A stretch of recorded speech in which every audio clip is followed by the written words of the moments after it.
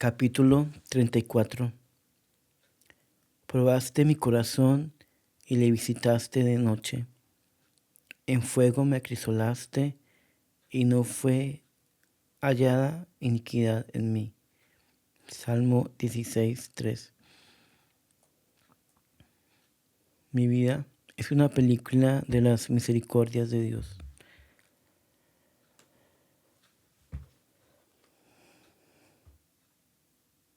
No obstante las dificultades de persecución y del mucho trabajo en Dabeiba, nos era imposible considerar que en otros sitios hubiera indios y de no hacer nada por ellos. Ni esto denuncia, Padre, aumento del espíritu que Dios me había dado, no. Es que sucedía con mi deseo de ver a Dios conocido, lo que con un receptáculo lleno de vapor y que solo puede escaparse por una rendija. La viva era esa pequeña válvula de escape y mi alma, aunque aliviada en parte por las dificultades, apenas veía un huequecito por donde mover algo a favor de esas pobres almas de infieles. No volví a pensar más que en entrarme por él. Por esto, tan pronto como creí ya encarriladito el trabajo de Dabeiba, les dije a las hermanas: mientras trabajamos aquí, mientras los enemigos dan sus vueltas por destruir esta obra, pensemos en abrir otro campito de trabajo. Ya el fracaso de Chuzá nos había dejado aleccionadas y muy prudentes para no hacer muy público nuestro intento de nueva fundación.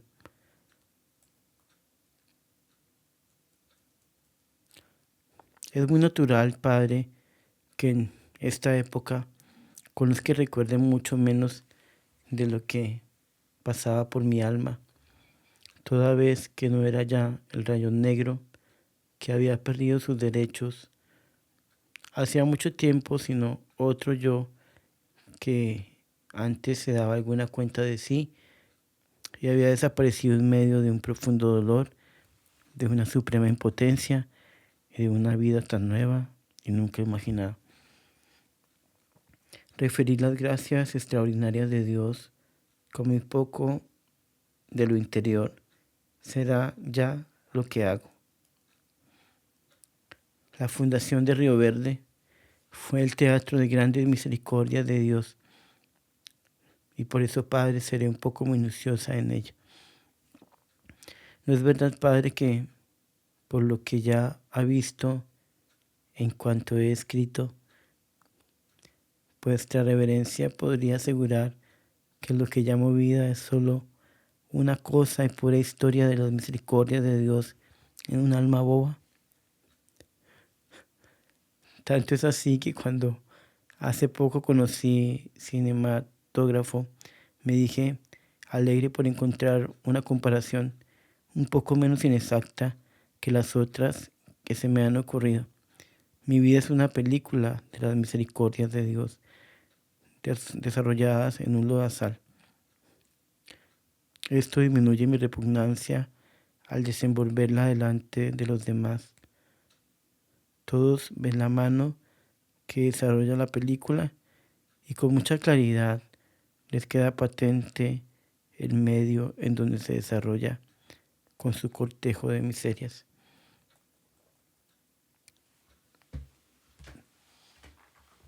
Exploración a Río Verde.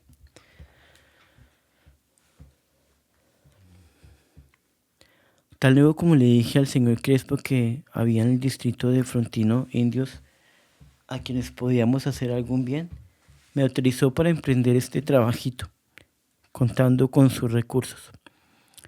Emprendimos entonces un viaje de exploración a esa región, llena de alegría y reconocimiento, al ver que Dios quería ensanchar el teatro de nuestro apostolado.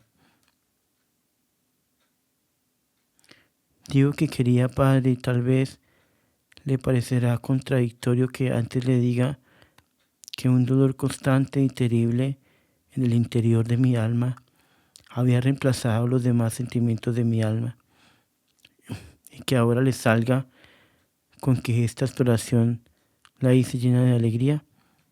Pues no, Padre, es que ese dolor se las arregla muy bien con la alegría. Solo que esto es un poco más superficial, aunque sincera y confortante del alma. Mientras que la amargura de que hablo y he hablado desde el principio es honda, profunda y como si ocupara parte del alma que no estuviera al alcance de otros sentimientos. Está precisamente en el mismo punto en donde Dios toca el alma con ciertos toques o como estrellones, perdóneme la palabra, de su mismo ser en el de alma. Por más que diga esto, creo que siempre quedaré incomprendida por los que no hayan sentido estas cosas. Pues bien, esa alegría compatible con el más profundo dolor me acompañó en esta exploración. Esta alegría, Padre, se parece a fervor y sostiene el espíritu de oración constante. Es más delicada que el fervor sensible y es como hermana de la suavidad que difunde la presencia de Dios en ciertas comunicaciones con el alma. Casi la llamo oración. Estuve durante la correría con el reverendo padre Manuel Uribe, cura de Frontino. Este padre parecía volver de un sueño al ver el afán con que buscábamos los indios, entre quienes había vivido tantos años sin que se le hubiera ocurrido la menor idea de hacer algo en su favor, ni siquiera concebido la menor idea de pena al ver su triste estado. Pero de buena honra de la justicia, advertí que este padre era muy competente y que tuvo un celo especial en la parroquia que desempeñó con mucha santidad de vida y no obstante esto, jamás tuvo para los pobres infieles de que estaba rodeada su parroquia un arranque de celo, ni mucho menos, pues el desprecio de que lo rodeaban los demás no le parecía sino la pura justicia. Al observar este fenómeno, que así lo llamo, se me ocurre, Padre, que este abandono de los indios aún de personas como este Padre sería algún designio de la justicia de Dios, de esos que nosotras ni rastreamos en las insondables grandezas del ser de Dios. Con esta consideración y adorando eso que no comprendía por venir de Dios, pude andar con el reverendo Padre Uribe y oírle sus sorpresas por nuestro afán, sin sentir escándalo ni disminuir la magnífica idea que siempre tuve de ese sacerdote. Estas ideas quedaron bien confirmadas cuando después de la exploración, ya al momento de separarnos, me dijo el benemérito Padre: hija, me has convencido con profunda herida para mi amor propio, que también para estos infelices hay salvación, que sus almas deben preocuparnos como las de los demás. Te confieso que desde tu primer viaje a Frontino te atendí por venir recomendada por el ilustrísimo señor obispo, pero tu empresa me pareció puro delirio de una mente soñadora y me reía de tu afán por los indios como se ríe uno de una locura insigne. Hoy, arrepentido de no haber visto, sino después de palpar el éxito, el espíritu que te guiaba y después de haber dejado pasar tantos años en indolencia imperdonable hacia las miserias del alma de estos pobres indios, te digo que estoy decidido a ayudarles en la empresa, con cuanto tengo y aún con mi persona. Dile al señor obispo que si me ocupa en la misión le renuncio a la parroquia. Con esto me afirmé más en mis ideas y mucho más al ver que el Padre acompañaba sus obras con lágrimas, sus palabras con lágrimas. Dios mío, le dije, has permitido la humillación de este Padre para aumentar su mérito, pero tu designio de justicia es adorable a través de estas apariencias humillantes. Luego tranquilicé al Padre, aceptándole con mucha alegría el ofrecimiento. El Padre se separó, dejándonos mucha edificación por su humildad y celo, pues es necesario tener en cuenta que ofrecía renunciar a una parroquia muy productiva en donde era amado y atendido por todos. No está por demás, Padre, decir aquí que esto que veíamos entonces tan bueno fue a poco correr de los meses la fuente de grandes persecuciones, o por lo menos la seguridad para no poder alejar los mayores enemigos de nuestra pequeña obrita, como será después. Pero continúo. Pura soberbia humana. En esta exploración se trataba de elegir el sitio apropiado para hacer el ranchito misionero. Por segunda vez, con este objeto estuve en Nutibara y volví a ver el profundo desprecio que allí se hacía de los indios y cómo los suponían meros animales.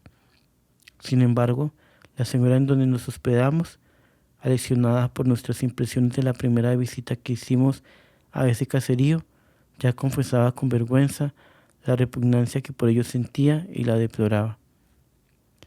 Debo advertir que era una señora piadosa y muy buena, así como que jamás le hicimos reflexión directa al respecto. Sin embargo, el solo hecho de ver que los amábamos ya le hacía sentir el no estimarlos ni siquiera en algo. Esto lo debemos tener presente siempre para cuidarnos mejor del buen ejemplo. En aquella exploración llevé por compañera a una de las rebeldes de que he hablado antes, pero que aún no creía rebelde. Sin embargo, sentía ya en ella algo de la pasión de mando que la dominaba y lo dejó comprender perfectamente delante de los extraños sin que me diera cuenta. Pensaba ella que aquella exploración le abría el campo para desarrollar sus talentos de gobierno. Pobre soberbia humana. ¿Por qué anhelará la soberbia mandar, si el mandar no sirve ni para halagar el amor propio?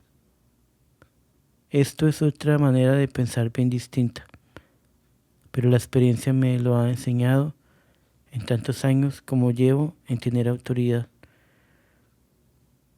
¿No ve, Padre, que nuestras deficiencias se hacen más visibles a medida que nos encontramos en sitio más elevado? ¿Cuántos defectos no nos humillarán si una posición modesta nos ayudara a tenerlos ocultos?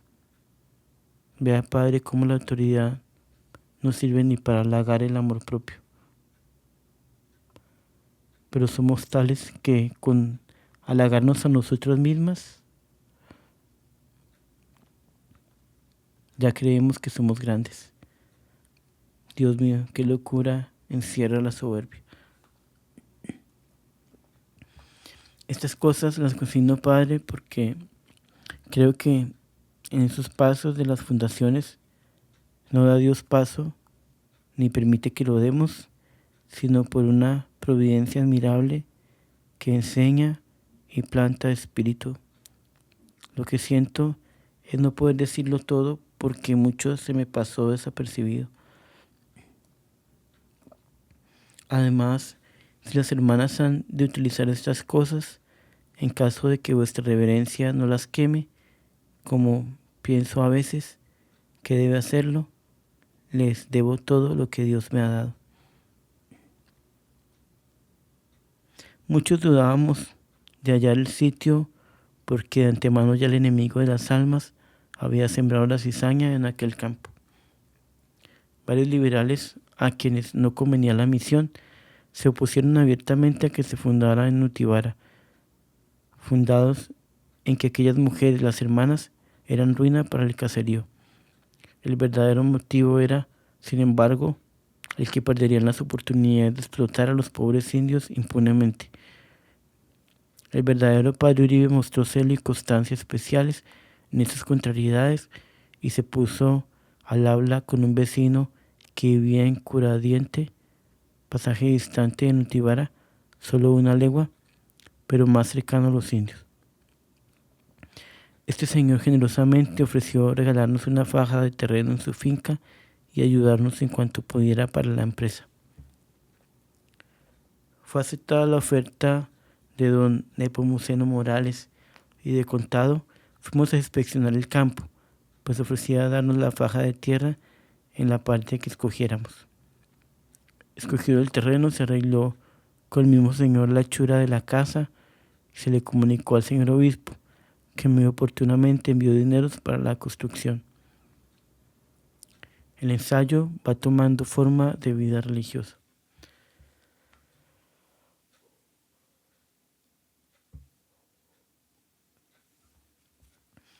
Entre tanto, en Dabeiba las cosas adelantaban y sobre todo los ensayos de vida perfecta que nos proponíamos llevar iban tomando mucha forma de vida religiosa.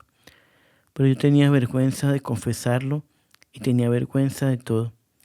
Los padres que nos ayudaban, que eran los padres Duque, Uribe y Lopera, así como las hermanas, cuyo número sin pensarlo se había engrosado ya, también me reclamaban ciertas cosas que iban echando de menos, aunque a ninguna se le dijo que quería ser religiosa. Así, por ejemplo, se trataba de ponerles hábitos a los que llegaban, pues que hacía falta alguna ceremonia para darlo, porque ésta le daba más seriedad a la cosa y era resaltar mejor el espíritu de las maestras de indígenas. No tardó tampoco el señor Crespo en pedirme las leyes a que nos sujetábamos, a las cuales llamaba él constituciones, sin pensar en que me asustaba. Tuve pues que ponerme a idear ambas cosas, es decir, ceremonias y constituciones, Dios mío.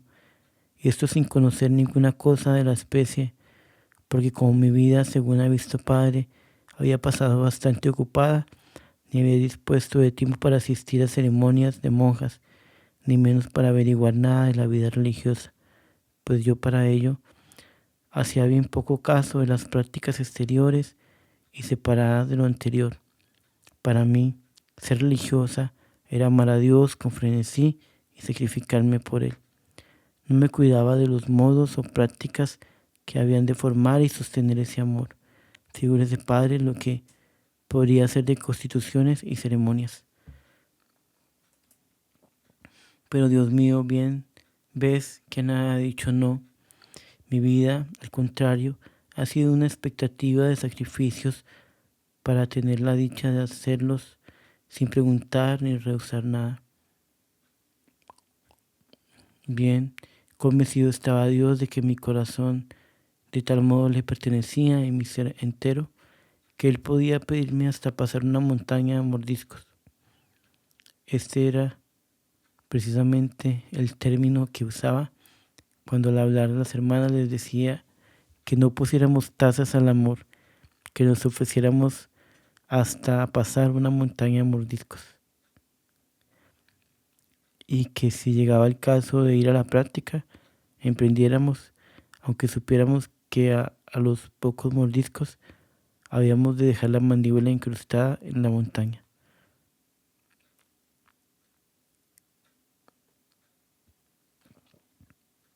Ay, Padre, con cuánta sinceridad le he dicho siempre a Dios esto. No sé si podrá señalarse como la señal característica del amor. Jamás verdaderamente he pensado nada que no le diera yo a Dios. Si me lo pidiera, y si algunas veces he sido floja, ha sido llena de remordimientos, porque el reclamo me lo hace el corazón al momento.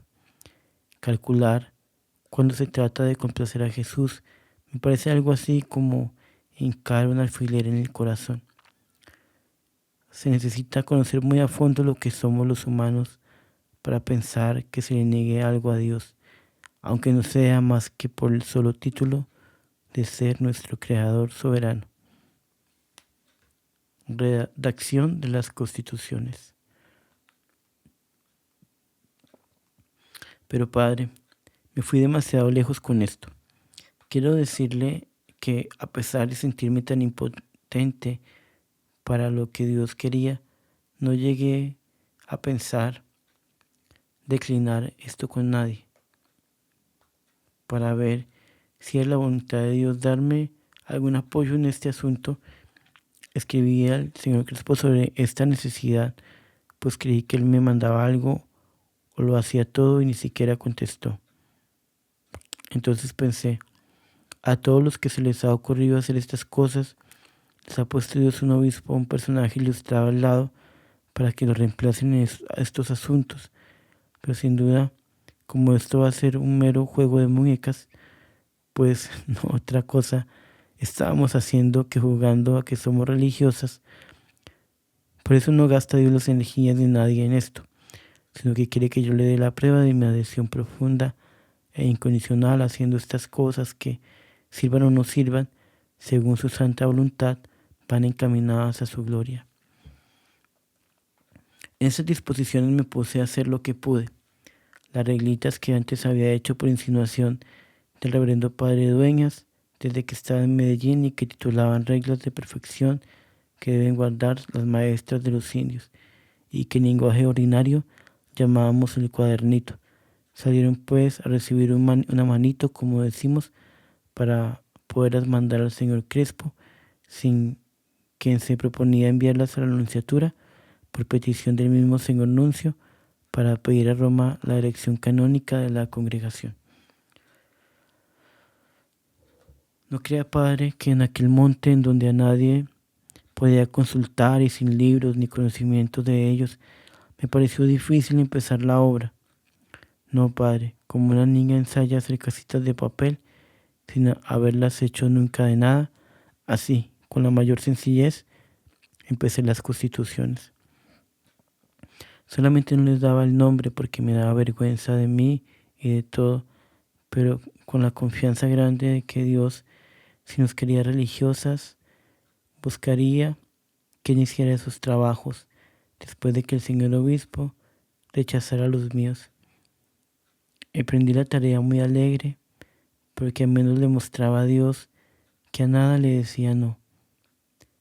Si hubiera pensado que aquello era de veras unas constituciones para religiosas de veras, habría hallado la dificultad de mi impotencia.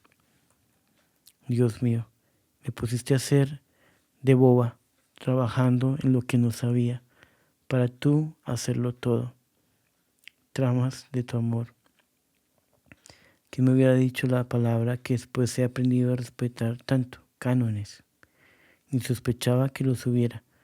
Confieso que conocía la palabra canon en los devocionarios, en donde dice canon de la misa, pero jamás me había preocupado de ver en un diccionario el significado de esta palabra. Aquí que digan los entendidos, alabad a Dios en sus instrumentos inectos.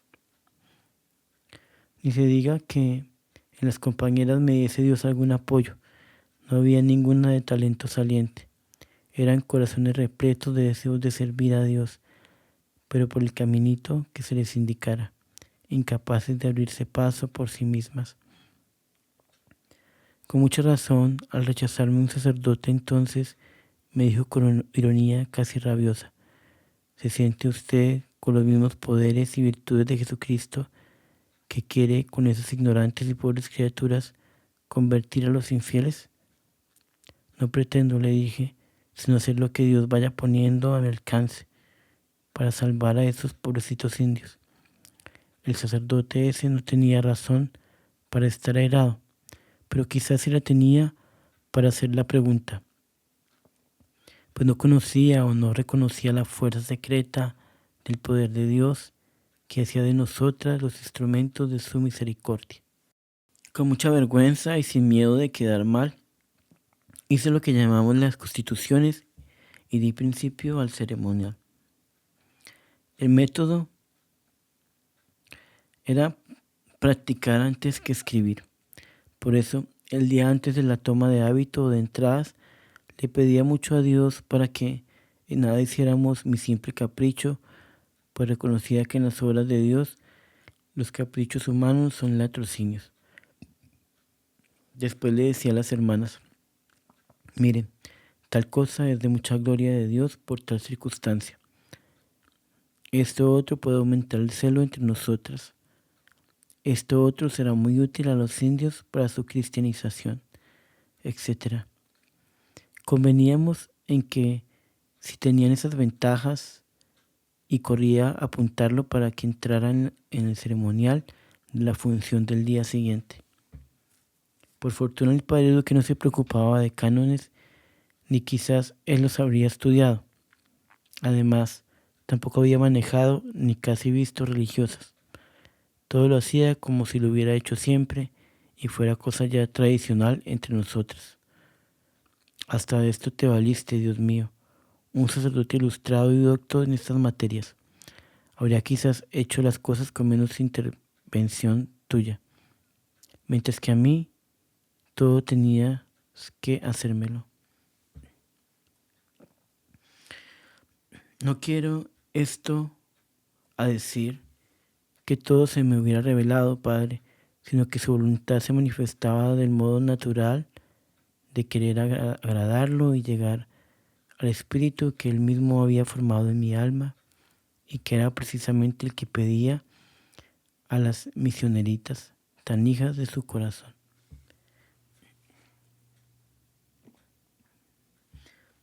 ¿Cómo llegué a respetar el cuadernito? Por mucho tiempo estuve mirando esas producciones como cositas de muñequero y con pena confieso la respetaba poco. Pero Dios tampoco consintió en ello por mucho tiempo. Mire, Padre, cómo llegué a respetarlas. En mi primera salida que hice a Medellín, visité las monjas del Buen Pastor. Traté mucho con la que más tarde fue la provincial, Reverenda Madre María de Lourdes. Siempre esta buena madre fue muy amiga de la empresa y le causaba risa cuanto yo le decía. En esta vez me preguntó lo que hacíamos en el monte y en la casa. Le referí todo y después me dijo, ¿son ya religiosas? No, le respondí. Estamos jugando a muñecas como si fuéramos religiosas y tenemos un cuadernito por el cual nos regimos. ¿Cómo se llama el cuadernito? ¿Son las constituciones? No, madre, le dije. Eso es demasiado para nosotras.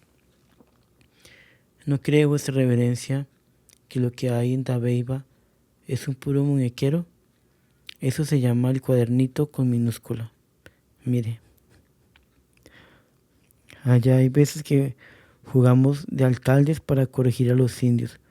Jugamos de misioneras para buscarlos y enseñarles. Jugamos a religiosas, a veces soy juez, médico o cocinera. De todo hacemos, pero como jugando. Si a los indios les gustan músicas, les inventamos. Si desean cantos, no es necesario sino que nos lo pidan para verlas a todas convertidas en pajaritos, cantando como cotorras las unas y como turpianes las otras. Les hacemos versos, aunque jamás se nos hubiera ocurrido medir una sílaba. Dios mío, qué madre tan asustada de cuanto le decía. Se admiraba y volvía a admirarse.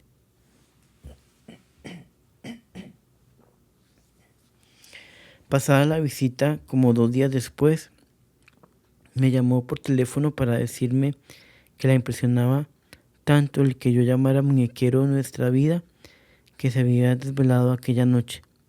Me sorprendí verdaderamente de tal majadería en persona tan seria y le pregunté por qué era la impresión. Me dijo, pues cómo llaman muñequero eso tan bello. Prométame que no vuelva a darle ese nombre y que el cuadernito lo llame regla de vida. Riéndome le prometí no volver a decir muñequero. Desde entonces, Padre, comencé a respetar las cosas que practicábamos y a darle sus nombres. Ya ve, Padre, cómo me corregía Dios la falta con la que no contaba.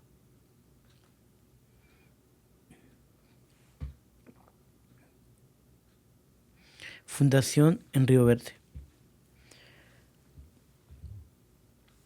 Cuando ya se acercaba la fundación en Río Verde, pensé que al salir las hermanas o maestras a trabajar separadamente, convenía impresionarles bien del valor de su misión y de lo serio del compromiso que hacían con Dios, a la vez que hacer que salieran con tal rectitud de intención y de tal amor de Dios y de las almas, que pudieran con las inclemencias que las aguardaban. No puedo decir que me dio trabajo hallar ese medio, Padre, porque hoy veo que entonces todo lo de la congregación, por desconocido que me fuera, me salía con tal facilidad, como sale el aire de los pulmones. Inmediatamente que pensé en la necesidad a que me refiero, dije, una ceremonia de salida me dará el espíritu y resultados que busco. Enseguida lo hablé con las compañeras y convinimos en que aquello le agradaría a Dios. Y manos a la obra. En un abrir y cerrar de ojos apunté en un papelito lo que se me ocurrió conveniente para aquello y se lo leí a las compañeras, quienes lo oyeron y se conmovieron hasta llorar. Aquí está la clave, me dije. Si conmueve, llenará su objeto. Por fin comunicó al reverendo padre Uribe que estaba terminada la casa de Río Verde. El señor obispo creó en esa región o comarca una viceparroquia para que el capellán tuviera algunas entradas, aparte de un pequeño sueldo que él, de su propio peculio, le asignaba. A esta viceparroquia la nombró Santa Catalina de Sena y la separó de Frontino. Hasta entonces, nuestras relaciones con los padres carmelitas eran muy pocas y solo de cuando en cuando se presentaban a prestar algún servicio a Dabeiba. Con el padre Uribe me había ofrecido, como dije antes, dejar la parroquia para irse a trabajar con los indios. Le escribí esto al señor obispo para facilitarle la consecución de capellán. El señor obispo aceptó la renuncia del padre Uribe, aunque no entonces. Para la nueva fundación fue nombrado el reverendo padre Carlos Duque, quien como conocedor ya de nuestro lado, ya de todo lo nuestro, dejaba al señor obispo muy tranquilo en cuanto a nuestra nueva instalación. La elección de superiora para la nueva fundación recayó provisionalmente sobre la menor de las fundadoras, la Madre San José.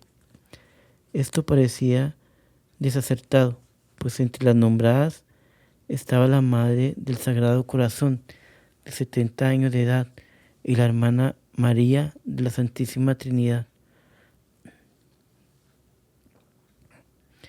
de alguna edad también, mas la primera era muy impedida a causa de sus enfermedades, y la segunda era más joven en religión que la Madre San José, a pesar de que todas las razones mostraban de que esa debía ser la superiora.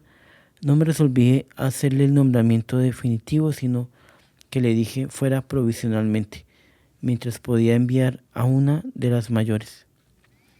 Además, me parecía esto más caritativo que hacerle aceptar definitivamente una carga tan superior a sus fuerzas, según creíamos, en que añadita, aunque sin intención de hacerlo, prestó a Dios el servicio que le pedía y marchó a su misión muy tranquila y confiada, esperando por mucho tiempo a la que había de reemplazarla. Se estrena la ceremonia de partida. Antes de salir, se estrenó, en medio de la curiosidad del pueblo de Dabeiba, la ceremonia de partida. Allí asistieron todos los gamonalitos que jamás iban a la iglesia y también los amigos de ella, aunque eran poquísimos. Entre tanto, esta servidora padre se estremecía de vergüenza por una fuerza secreta y cierta luz interior que me mostraba la voluntad de Dios. Me sostenía para no volver atrás en lo de introducir esa ceremonia. Sin esta luz y fuerza, 1000 veces la hubiera retirado. De todos los puntos de la ceremonia, el que especialmente conmovió a las gentes y también al padre y a las hermanas fue al ver a una anciana de 70 años a los pies de una joven de 25, haciéndole voto de obediencia. Como la voz de ella era temblorosa por la emoción, le hizo más solemne y tierno el acto.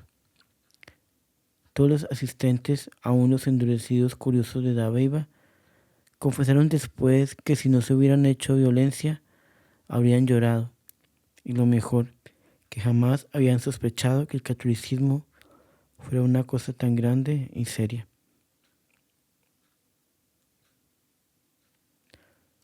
Después de la ceremonia, reuní a las hermanas para decirles que jamás volveríamos a poner tal ceremonia en práctica, porque me sentía muy corrida de haberla hecho.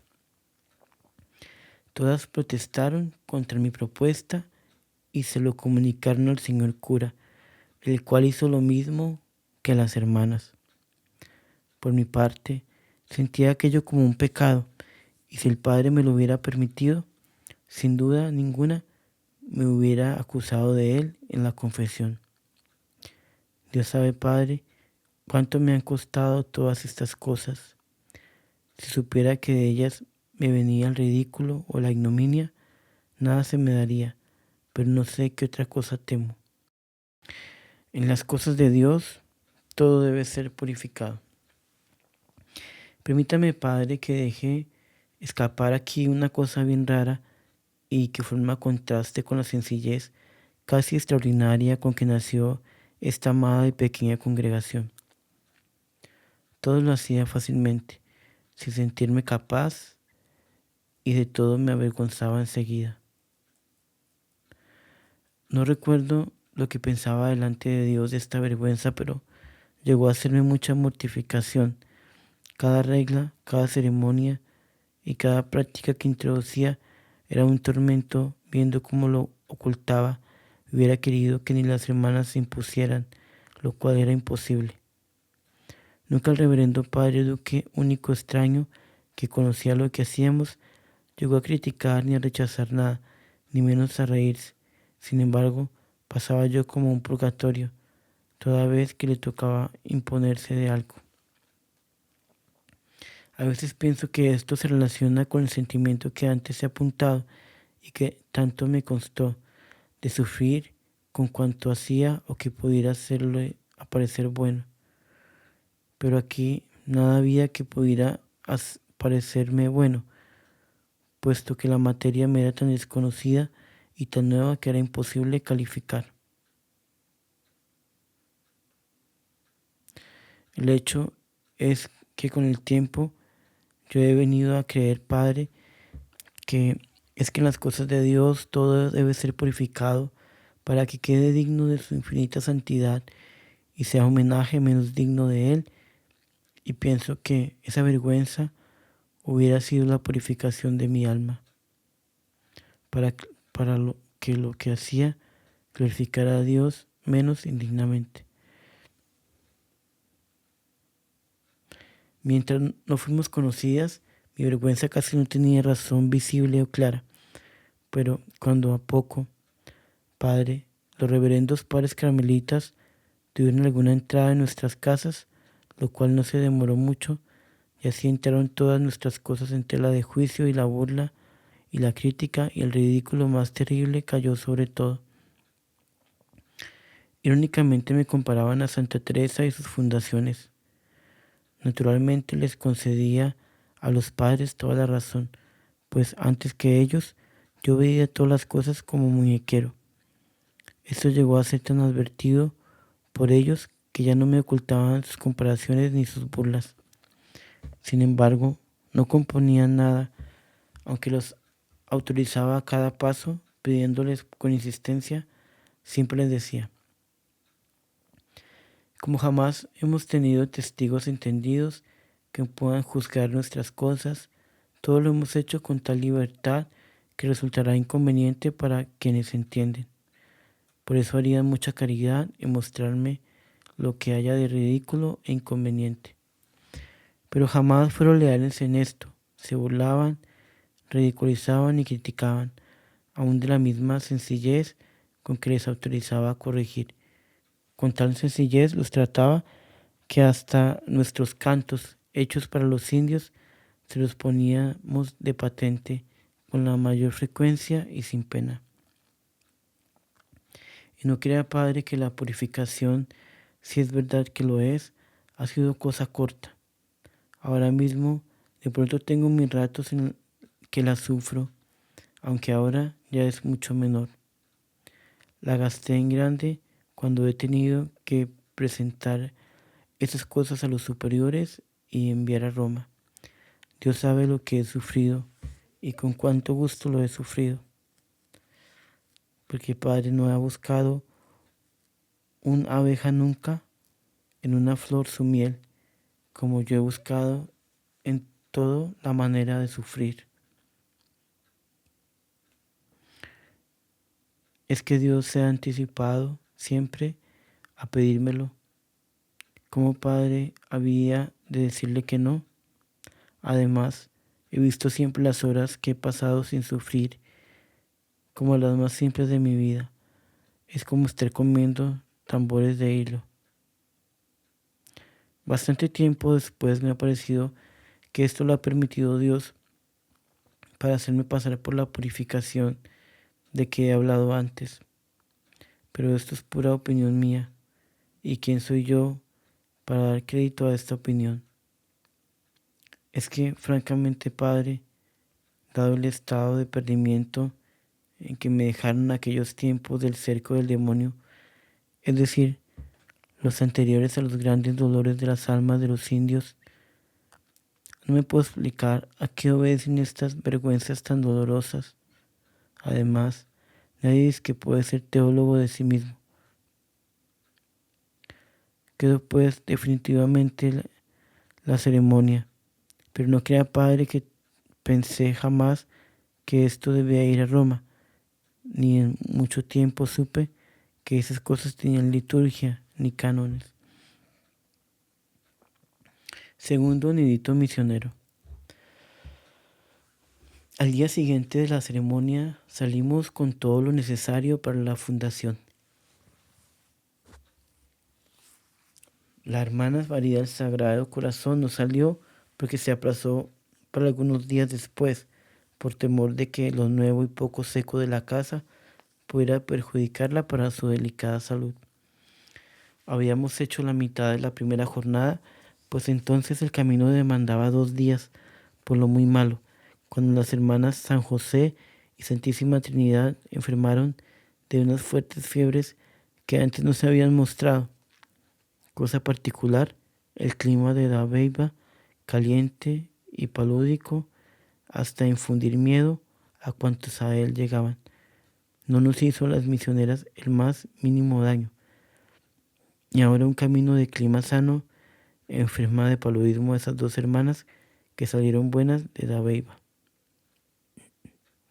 Además, si hubiéramos atravesado climas fríos, la cosa sería natural, pero no encontramos la causa, sino la voluntad de Dios que nos pedía este sacrificio pequeño.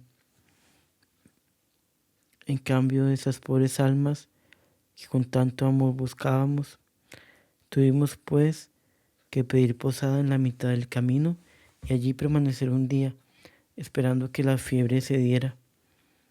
Con esta demora, las provisiones de viaje naturalmente sufrieron menoscabo y veremos lo demás adelante. Llegamos a Río Verde. Poco antes de entrar a la casa se presentó Luis Sapia, un indio que después murió cristiano, y nos dijo que si casa de hermanas tenía cepilla, quería decir capilla, no le gustaba. Casa con cepilla, repetía, no gusta.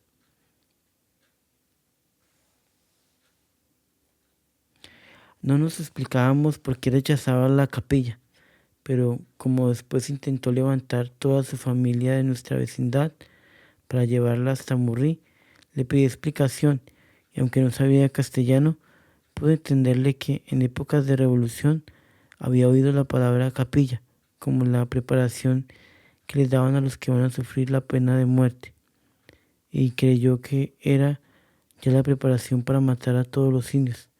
Por eso decía tan triste, tu casa con cepilla no gusta. Pobrecitos. No fue muy fácil calmarlo y evitar que se llevara a la familia. Tanto agradecimiento sentí al llegar a esa casita, segundo nidito misionero, que el Señor nos daba, y tanta compasión y dolor al ver aquella casita rodeada de infieles que nos miraban.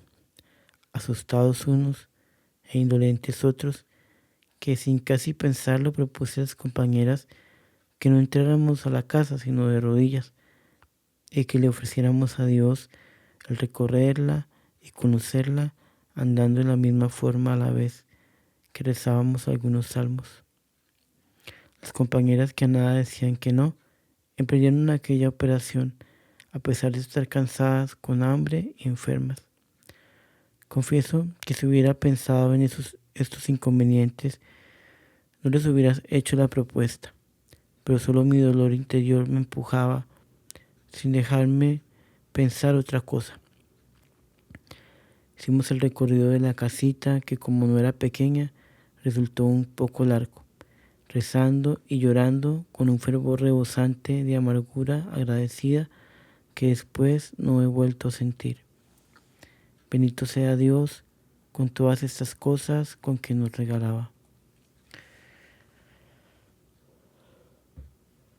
Terminada la correría, fuimos a ver si había que comer y de qué modo instalábamos al Padre. Dios mío, la casa era todo una laguna. El cuarto del señor cura no estaba terminado y saltaba agua por donde quiera. No había cocina, solo las celditas de las hermanas estaban habitables y la capilla, aunque no terminada, prestaba algún servicio para el culto. Aquella casita, colocada entre las dos colinas verdes y hecha de paja, larga y angosta, se presentaba a primera vista como una barquita en un mar verde. Estaba rodeada de chocitas indígenas y por donde quiera tenía aguas hermosas, cristalinas y frescas. Todo nos obligaba mucho delante de Dios, y como allí se colocaría el Santísimo, iba a resultar aquello admirable: soledad, Santísimo y almas para salvar. Dios mío, ¿qué faltaba para ser hasta feliz? Pero, como todo hay que verlo, diré que a pesar de que el señor cura estaba convencido de que el señor que se había encargado de hacer la casa y que vivía a poca distancia nos había conseguido provisiones el domingo anterior en Utibara, único sitio en donde podían encontrarse, nos hallábamos sin nada. Y el señor se presentó. ¿Qué hacer después? ¿Qué hacer pues? Pasar con algunos platanitos que les compramos a los indios y enviar uno de los peones hambreado también hasta Nutibara a ver si encontraba algo. Darle entre tanto al señor cura una de las celdas mientras se le secaba su cuarto y ver de encender fuego en un corredor para hacer lo que encontráramos para comer. Los indios nos abandonaron pronto con un poco de temor y quedamos solo los que llegamos. Con un pollo comimos 8 personas. ¿Cómo organizarnos la vida? No hay para qué decirlo. Cómo Dios nos ayudó. Solo recuerdo que con un pollo que aún corría detrás de la gallina, es decir, sin plumas todavía, sirvió para comer de él y nada más que de él 8 personas 2 veces en el día. Si quiere, Padre, no me crea esto del pollo, que a mí me ha parecido siempre lo más imposible, y si no fuera que las hermanas me han dicho muchas veces que sí pasó así, creyera que era una pura imaginación mía. Se entiende que el pollo era solo, es decir, sin arrimado de verdura ni de nada que pudiera hacerlo rendir. Comimos de él, no solo las mujeres que nos hubiéramos satisfecho con poco, sino también el señor cura, un oficial de carpintería a quien debíamos mantener, un peón y las hermanas. Al segundo día la comida era tan escasa como el primero. Cuando fui a servir para hacer aquel prodigio de acomodar para todos de tan poco, no obstante estar aleccionada la asistencia de Dios con lo del pollo, sin embargo me alegré cuando la Madre San José me dijo temblando con un frío que le hacía tropezar diente con diente: Madre, A mí no me sirva porque me va a subir fiebre. Dios mío, muchas gracias, dije. Un plato menos no es poca cosa. Luego le dije a la hermana que se fuera a la cama.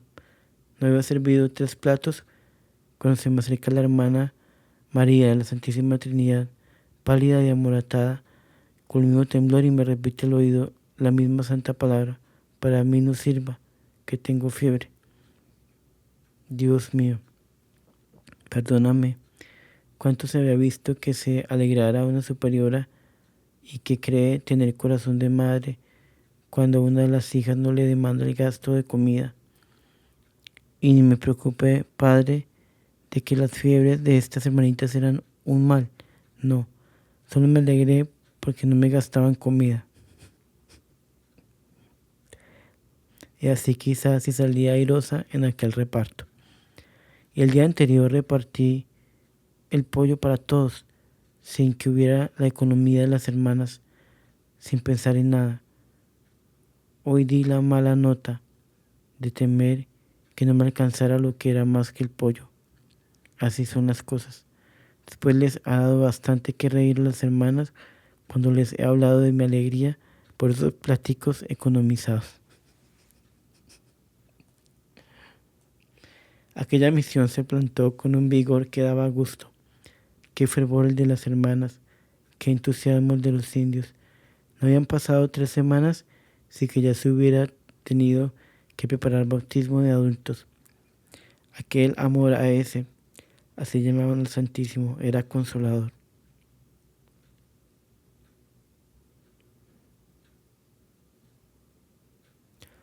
Las gentecitas civilizadas, campesinos humildes y sencillos, de fe delicada, se disputaban el honor de servir a las hermanas. Con la ayuda de estas buenas gentes se terminó pronto la casa y se les secaron las partes húmedas.